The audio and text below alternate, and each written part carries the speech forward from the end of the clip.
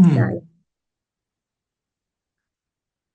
Bueno, estamos en comunicación con la historiadora Mónica Durán, que ha escrito el libro El Madrinazo, Desmalvinización y Memoria Colectiva, editado por el Centro de Veteranos de Guerra de Puerto Madryn en el año 2017. La convocamos a esta charla en un momento en que acaban de desarrollarse maniobras militares de la Armada de Estados Unidos en aguas argentinas, que contaron con la autorización por decreto y visita del presidente de la Nación al portaaviones Nimitz, un presidente argentino declarado admirador de Margaret Thatcher, en una acción claramente contraria a la decisión de todo un pueblo, por ejemplo, que en 1984 los expulsó de Puerto Madryn al grito de fuera yanquis, asesinos y criminales. Mónica, buenos días. Gracias por conversar con Radio Ciudad. ¿Cómo te va? Hola, ¿qué tal, Diego? Buenos días para vos y para toda la audiencia de la radio. Bueno, gracias a ustedes por la invitación, ¿no? Y por entrelazar un poco acá nuestro presente y, bueno, y estos hechos, ¿no? De la historia argentina y patagónica en particular, ¿no? Que tuvieron como protagonistas, además, ni más ni menos que a los vecinos de Madrid en la zona, ¿no? Lo cual le da a esta entrevista una connotación muy interesante desde mi punto de vista. ¿Lograron desmalvinizar al pueblo argentino y en particular? Supongo que al de Madrid no, pero la pregunta va en general. ¿Lograron desmalvinizar en este subtítulo del libro que vos le ponés? Mira, yo creo que no. Va, creo no, no tengo ninguna duda en realidad que no. Lo que pasa que esta tensión, viste, que se pone en juego en el título del libro, en el subtítulo, ¿no? Desmalvinización y memoria colectiva. Creo que esa tensión que yo pude reconocer en ese proceso, ¿no? De la inmediata posguerra, digamos en los años 80, a partir del Madrinazo, esa tensión sigue vigente, Diego. Es la que atraviesa, ¿no?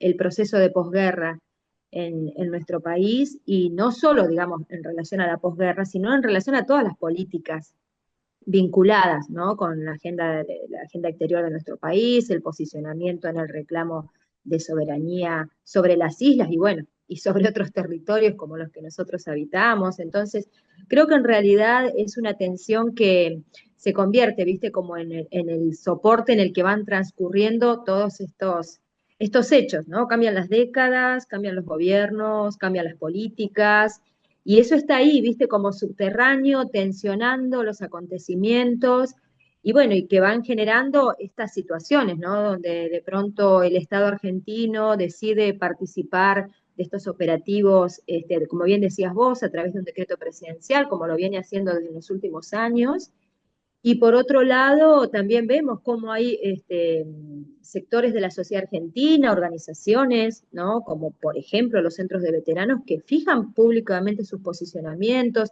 El otro día veía en la localidad de Moreno cómo los vecinos de esa localidad repudiaban la presencia norteamericana en las afueras, en las inmediaciones de la base aérea, ¿no? De Moreno.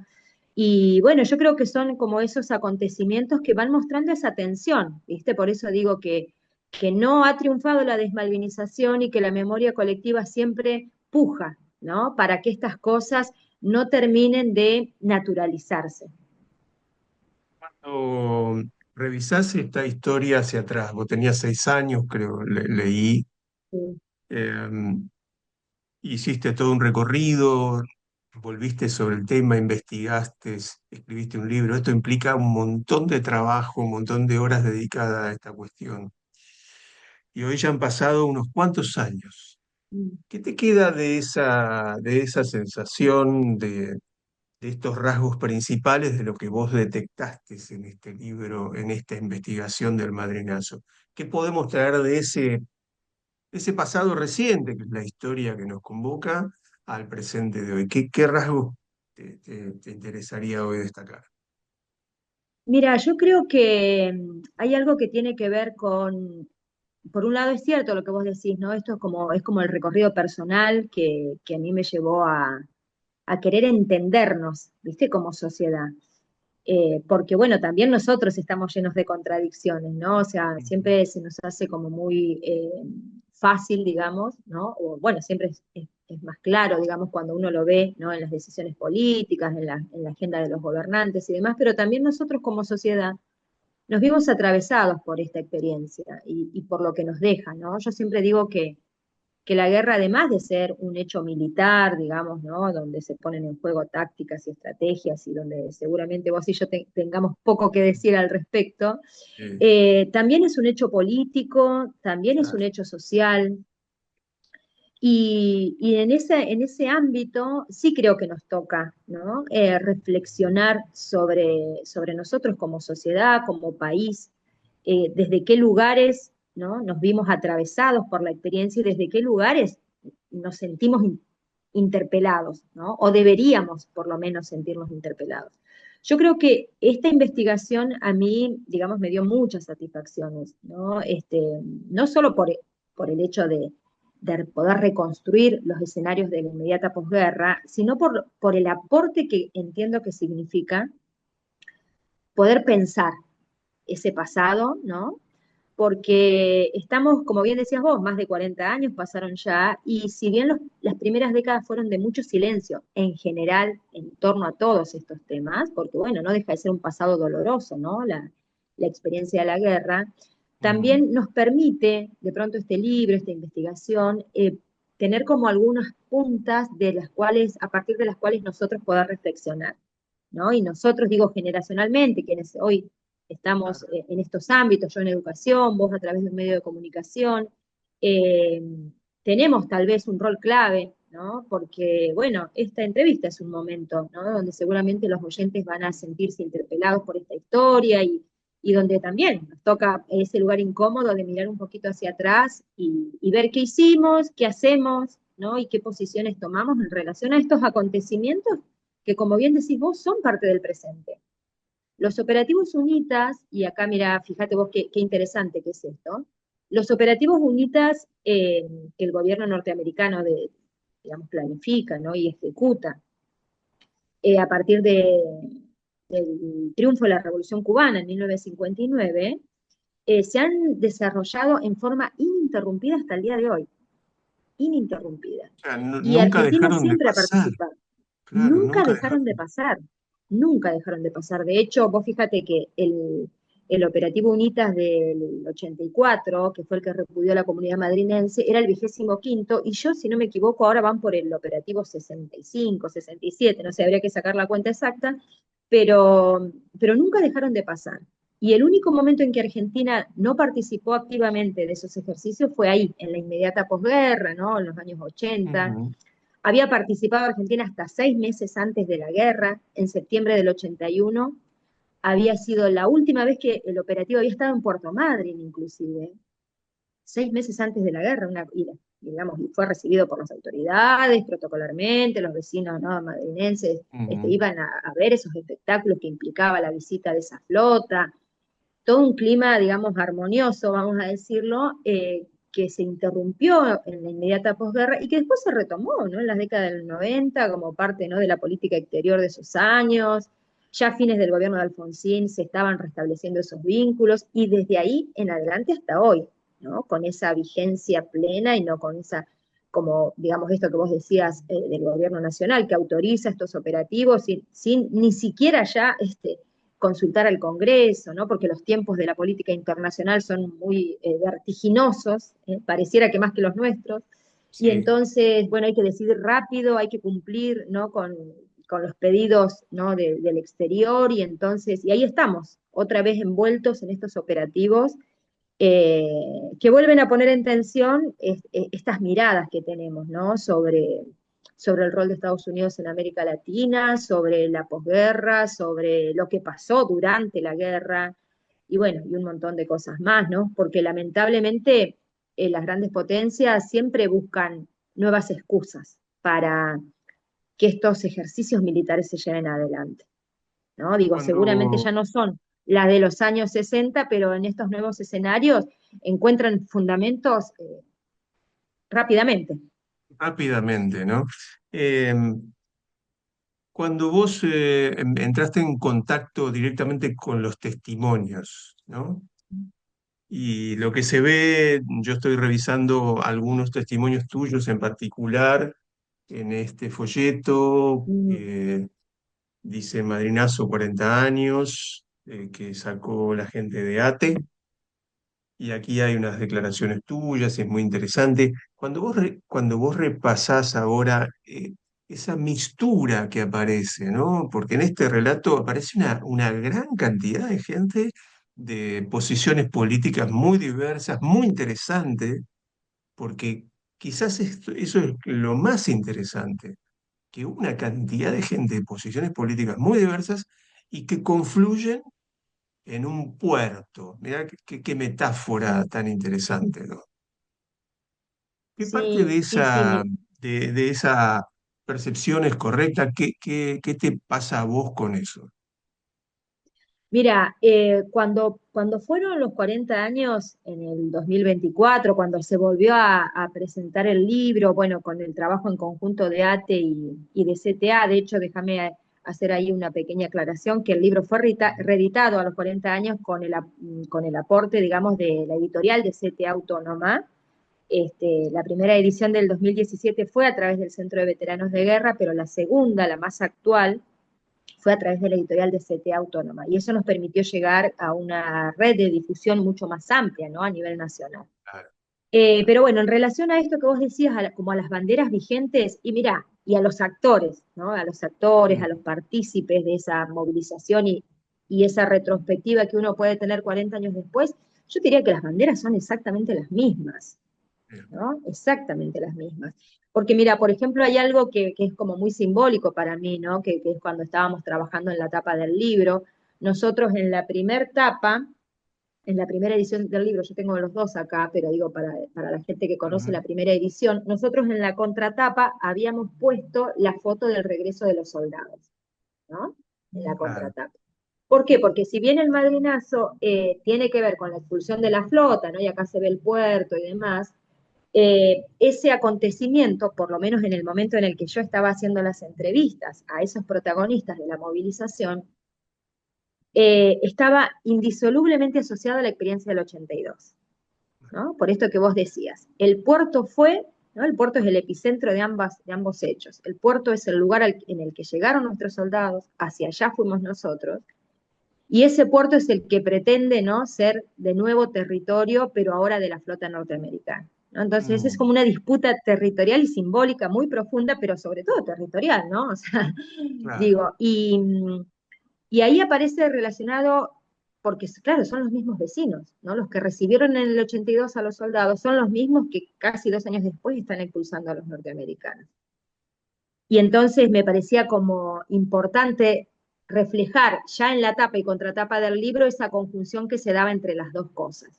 Lo ujú, que nos pasó 40 años después, cuando reeditamos el libro, donde inclusive, lamentablemente, como ¿no? Algo, ley natural de la vida, muchos de esos vecinos inclusive ya no están entre nosotros porque habían sido adultos en los años 80, ¿no? Lo cual le da al libro otra, digo, y ahí abro un paréntesis porque pongo algo en valor que para mí es fundamental, que es siempre rescatar, ¿no? Las experiencias testimoniales, ¿no? De los hechos del pasado, porque bueno, claro, todos somos, ¿no? Tenemos un paso efímero por esta experiencia terrenal y hay vecinos que nos dejaron unas experiencias fabulosas de cómo se vivió aquella década de los 80 y que, bueno, y que hoy para eso es para nosotros, ¿no? Patrimonio comunitario en esos testimonios. Y en la segunda edición mantuvimos la imagen más fuerte, ¿no? De estas fabulosas sí, fotos del reportero Daniel tremendo. Feldman, la verdad que no tienen desperdicio las imágenes de Daniel y la generosidad que él tuvo en su momento para compartir estas imágenes con toda la comunidad. Esta foto que además tiene, no se va a notar ahí, pero por ahí de pronto para la gente que tenga el libro, hay dos gotitas acá de agua que aparecen en la foto, que a mí me gusta siempre referenciarla porque si uno mira la foto así como fugazmente no se nota, pero esas dos gotas de agua que se reflejan en la lente son de la cámara de Daniel cuando los marines norteamericanos reprimen a los manifestantes con las mangueras de agua, ¿no? Porque se dieron una serie de incidentes en el muelle y bueno, y esa acción pasó también, ¿no? Mm, Pero en la contratapa este año, o sea, perdón, en el 2024, el tiempo pasa más rápido de lo que creemos, mm, cambiamos la imagen de contratapa y pusimos a todos los vecinos en el ingreso al puerto, ¿no? Ahí sobre la ruta prácticamente, con diferentes banderas, ¿no? Esta foto tiene, por ejemplo, de banderas argentinas, que hay un montón, familias enteras, y otras banderas más eh, eh, políticas o partidarias, ¿no? O ideológicas, Mm, como esta, por ejemplo, que es la única foto en la que está desplegada esa bandera que dice no al imperialismo, ¿no? mm, Que es una bandera plenamente vigente, ¿no? En estos escenarios políticos actuales, ¿no? Entonces, para mí es un hecho que no muere en el tiempo, sino que se resignifica, ¿no? Todo el tiempo. Yo creo que todo el tiempo se está resignificando el madrinazo porque todo el tiempo aparecen de alguna manera los mismos actores. Digo, aparecen los operativos UNITAS, aparece el gobierno norteamericano, ¿no? Con todas sus garras sobre América Latina y sobre nosotros en particular, aparece toda una comunidad que siempre es consciente, ¿no? De toda esta cuestión, ¿no? Esta lectura como más geopolítica, si se quiere, ¿no? Porque para mí ya la bandera o el parámetro de la identidad nacional ya queda corto, ¿viste? En estos contextos como más globales del siglo XXI. Para mí hay como una cuestión, ya no nos alcanza, ¿viste? La bandera nacional para dar cuenta de este tipo de conflictos, vamos a llamarlo, o tensiones. Creo que hay como una cuestión más geopolítica que donde el imperialismo, por supuesto, que entra en juego y es uno de los factores, y entonces en esta mirada más geopolítica que creo que estamos empezando a tener, ¿no? Los vecinos de a pie, digamos, creo que otra vez, ¿no? Emergen, digo, los mismos actores, los mismos intereses, y bueno, y el libro es una herramienta, yo siempre digo, ¿no? Para mí la mayor satisfacción es que este libro sea una herramienta, ¿no? Para el que lo lee, y bueno, y humildemente creo que en conjunto con todos los que decidieron dar su testimonio y reconstruir, reflexionar sobre eso, hemos logrado que eso sea, así que es un placer muy lindo ser parte de este proyecto, que de alguna manera fue un proyecto colectivo, ¿no? Es, es interesante porque parece que vuelve, todo vuelve, y a veces demasiado parecido, ¿no? En una nota con el CECIN de La Plata, ellos mencionaban, porque hicimos una nota también, eh, mencionaban claramente su emoción y además su posición política a nivel nacional. Nosotros publicamos ese comunicado donde ponen en el centro Puerto Madre. O sea, ellos llaman a la nación argentina a recuperar el espíritu del madrinazo de 1984. Hay un vínculo ahí muy especial, inclusive Ernesto Alonso, secretario de Derechos Humanos, nos decía que él descendió en Madre. Eh, Sí, con lo cual termina, digamos, de unir todos estos puntos, ¿no? De emocionalidad, de posición política, de defensa del territorio, ¿no? Ahí hay una cosa muy, muy fuerte. muy, muy fuerte, Diego, y que inclusive trasciende a las personas, ¿no? Porque, por ejemplo, el año pasado tuve la oportunidad de estar en La Plata presentando el libro junto a la gente del CECIM y ellos siempre como muy, muy generosos, no solo con el libro y con todos quienes fuimos ejecutores de esta nueva revisión. La verdad que fue una actividad profundamente emotiva en un lugar tan lejano para nosotros, digo, ¿no? Porque, qué sé yo, Claro. para los que estamos en el sur, ir hasta Buenos Aires ya es todo un desafío, ¿no? A presentar un libro. Para quienes trabajamos la cuestión de Malvinas, siempre Malvinas tiene un componente emocional muy alto, pero entre cruzar estas historias que van más allá de lo bélico, más allá, ¿no? Del escenario de la guerra en sí, porque acá se disputan, acá también hay muchas disputas, ¿no? Pero digo, Mm. desde otros ámbitos. Fue una experiencia hermosa, pero volviendo a tu pregunta del CECIM La Plata, sí. Mira, hay algo que te decía yo que trasciende las personas porque tenemos que pensar, digo, en principio se me ocurren dos cosas. Por un lado, esto que te comentaban, ¿no? Varios de los veteranos del Centro de Excombatientes de las Malvinas de La Plata, que muchos de ellos desembarcan en Madrid el 19 de junio, ¿no? El día que Madrid se quedó sin pan, el desembarco del Canberra, que traía más de 4.000 soldados que habían estado, que eran de la mayoría de las provincias no argentinas, o muy, muy diversas provincias, digo, no eran patagónicos en general, eso es lo que quiero decir, ¿sí? Eran de otras provincias, más del centro norte del país, y que ellos desembarcan en Madrid y cuando Madrid los abraza, ¿no? Vamos a usar esa metáfora, digamos. Y que vuelven después, ¿no? Después de ese abrazo que termina siendo efímero, porque después cada uno de Mm. ellos vuelve a sus regimientos, tienen que seguir con su servicio militar obligatorio, no viene toda la desmalvinización, ¿no? Como política de Estado, digamos, es un profundo silencio en el que caen toda la sociedad argentina en realidad, ¿no? Eh, y que ellos fueron también de los primeros centros en organizarse, ¿no? Por la experiencia urbana, de pronto, bueno, ahí se abre todo un abanico interesante, ¿no? Pero para no corrernos mucho de foco, digo, fueron de los primeros centros de veteranos que tuvieron esa capacidad, vamos a decir, de en ese escenario adverso organizarse. Y de hecho, cuando en 1984 se produce el Madrinazo, en relación a los veteranos de Malvinas pasan dos cosas, por ejemplo, que se me vienen a la cabeza mientras converso con vos. Por un lado, los veteranos de Puerto Madryn que decían, fue la primera vez para nosotros que nos sentimos reconocidos por la sociedad, porque una de las banderas del madrinazo era, acá hubo una guerra, acá llegaron soldados, este fue el lugar en el que desembarcaron, ¿no? Es como que a nivel público se ponía, ¿no?, voz sobre eso. Inclusive hay una anécdota muy interesante que ellos dicen, bueno, en medio de los festejos, ¿no?, del día después de haber expulsado a los yanquis, dicen, bueno, vamos a izar la bandera. Hay algún veterano de guerra acá, ¿no?, entre la multitud, y bueno, y asoman ahí como, ¿no?, como muy lentamente dos jóvenes, ¿no?, Ah, mira, veteranos que dicen, fue la primera vez que nos miramos frente a y se frente después de la reconocieron, guerra. claro. Exacto. Fíjate vos qué fuerte, ¿no?, la experiencia. Eso por un lado, y por otro lado, estos veteranos, como por ejemplo los del CECIM de La Plata, que ya desde su organización, ¿no?, como centro de veteranos, o centro de combatientes, como prefieren llamarse ellos, centro de combatientes Islas Malvinas, envían una de las primeras adhesiones que llegan en 1984 al madrinazo, porque llegaron adhesiones de muchas provincias, de muchos sindicatos, de organizaciones políticas, vecinales, o sea, fíjate que era el auge de la democracia, ¿no?, recién emergiendo. Mm. eh, una de las primeras adhesiones que llega es la del CECIM de La Plata, ¿no? Eso está documentado, es parte del material que aparece en el libro. Entonces, claro, es entendible cómo, esto que bien decías vos, ¿no?, cómo para la gente del Mm. CECIM La Plata, Madryn es un punto de referencia en la Patagonia, para la experiencia que a ellos les tocó atravesar.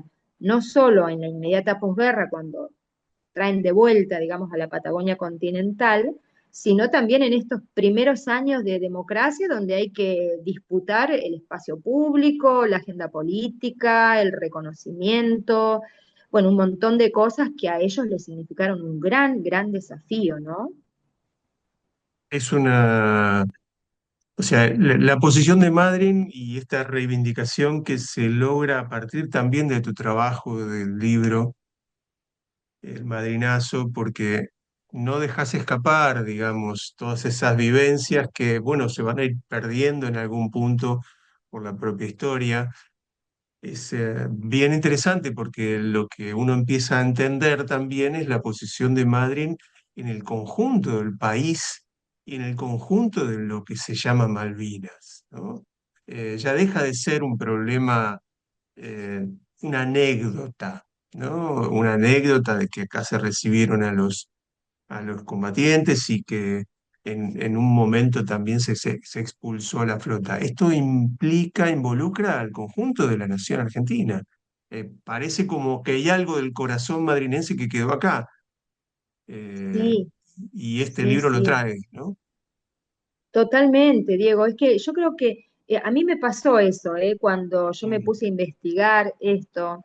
En principio, mi desafío personal era reconstruir lo que había pasado, porque, y acá, digamos, también miramos un poquito nuestra propia sociedad madrinense. Este libro yo lo hice en mis épocas de estudiante universitaria, digamos, empecé la investigación, estudiando la carrera de Historia en Trelew hace más de 20 años, y me quedo corta, pero vamos a usar ese marco referencial.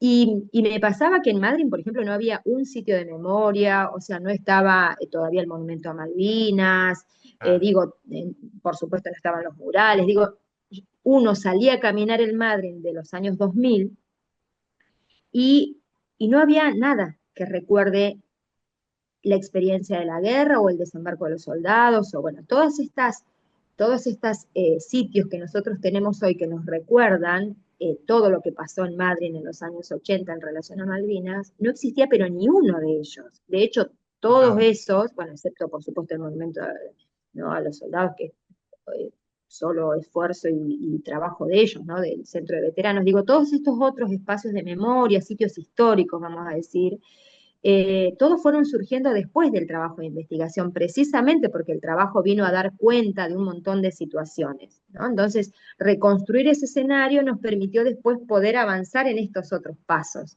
¿no?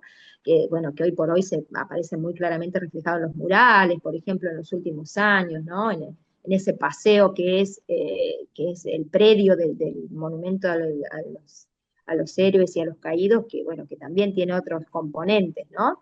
Pero digo, hace más de 20 años eso no pasaba, entonces para mí en ese momento donde era todo un silencio Malvinas, para mí el desafío era reconstruir el escenario, ¿no? Reconstruir los hechos, porque yo escuchaba testimonios sueltos. Para los protagonistas, esta historia había tenido una dimensión no solo emocional, sino política, eh, absolutamente importante, pero que era como que estaba encapsulada en las memorias individuales, ¿no? Entonces el desafío para mí era romper, ¿no? esas cápsulas y entrelazar esos testimonios en una historia como más amplia, ¿no? Que en principio empezó siendo local, como bien decís vos, pero después, claro, queda corta el escenario local, ¿no? O el enfoque local de las historias para dar real dimensión de esto, ¿no? Entonces uno empieza como a abrir el enfoque y entonces mirás el escenario patagónico y vas, ¿no? Viendo el Teatro de Operaciones del Atlántico Sur, el litoral marítimo. ¿Por qué eligen Puerto Madryn el gobierno nacional y no eligen, no sé, un puerto de Buenos Aires o Mar del Plata, ¿no? O sea, hay también una explicación de todo eso. Entonces llega un punto en que la escala patagónica tampoco alcanza para dar cuenta de todo esto que se pone en juego en esos años. Y uno, bueno, abre el abanico a la historia nacional y después, bueno, también eso queda chico, ¿no? Porque si vamos a hablar de Estados Unidos, de América Latina, de los operativos UNITA, de Pinochet en Chile y de, ¿no? O sea, todo queda chico y bueno, sí, y tenemos que hablar de un escenario más global o por lo menos en términos geopolíticos, como te decía hace rato, ¿no? Que son por ahí las variables que hoy nos ayudan a dimensionar esto que fue absolutamente trascendental. O sea, yo no tengo dudas hoy que esta historia ya ni siquiera es una anécdota local, ¿no? O sea, forma parte de ese escenario global y orgullosamente, sí, siempre lo digo, orgullosamente, los patagónicos, los madrinenses fuimos constructores, ¿no? De esa experiencia histórica. Porque bueno, la historia también la hacen los pueblos, yo no tengo ninguna duda de eso, ¿no? Pero digo, cuando uno mira las decisiones políticas, lo que deciden los gobernantes, y también lo vemos en la agenda actual, también siempre tenemos que poder mirar lo que la sociedad está pensando en relación a esos mismos acontecimientos, ¿no? Porque lo mismo nos pasa en Patagonia hoy, ¿no? Con toda Ujú. esta disputa que hay por, ¿no? La soberanía sobre nuestros recursos, nuestro propio territorio que habitamos, digamos, ¿no? Entonces, pasan cosas más allá de la agenda política. Bueno, Mónica, gracias por este contacto con Radio Ciudad, por esta charla muy sustanciosa y que plantea una perspectiva enorme de un hecho que a veces uno por ser local no lo dimensiona, ¿no? Y que es de una enorme dimensión. Para la gente que quiera leer el libro, ¿dónde lo puede conseguir? ¿A dónde se tiene que dirigir? Bueno, muchas gracias, Diego, a vos por la oportunidad de la entrevista. Y sí, sí, es un hecho muy interesante, así que bueno, ojalá que los invito ahora a leer el libro, como bien decís. El libro lo pueden encontrar en la sede local de ATE, en la calle Tomé García. No recuerdo la numeración en este caso, pero bueno, seguramente los vecinos de Madrid saben dónde es. Y si no, bueno, en mi contacto personal, Mónica Durán, me buscan en las redes sociales y podemos entrar en contacto. En breve lo vamos a estar dejando en las librerías locales, pero bueno, por ahora esas son las dos maneras. Y bueno, y ojalá que quienes puedan leerlo encuentren ahí muchos elementos o herramientas para también ayudarnos a reflexionar sobre nuestro presente. Muchas gracias. Gracias a vos.